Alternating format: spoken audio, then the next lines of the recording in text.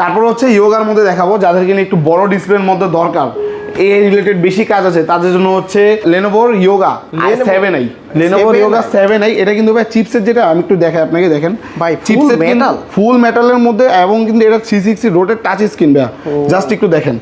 কোরালটা 7 এর 155U সিরিজের processor, মানে বুঝতেছেন এটা কিন্তু এখন আপাতত সবথেকে লেটেস্ট একটা chip, high configuration, high configuration. জি, সো র‍্যাম আছে 16GB, তাও কিনা দেখেন 7467 বাসের, মানে বুঝতেছেন আপনি উনি কোন ধরনের কাজ করতে পারবে, এটা স্পিড একদম মানে সব থেকে ভালো স্পিড পাবেন এটা।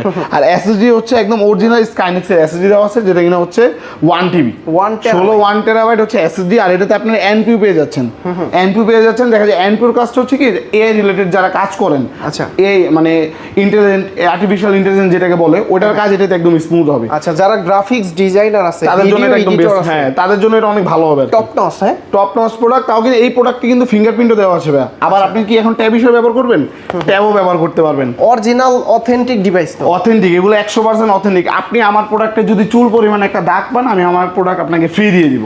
আর প্রতিটা দাগের জন্য হচ্ছে 1000 টাকা করে ডিসকাউন্ট। আর ব্যাটারি ব্যাকআপ কি? এগুলো ব্যাটারি ব্যাকআপ অলমোস্ট 5 থেকে 6 ঘন্টা পাবেন। 5 থেকে 6 ঘন্টা। 15.6 ডিসপ্লে কিন্তু FHD আলট্রা।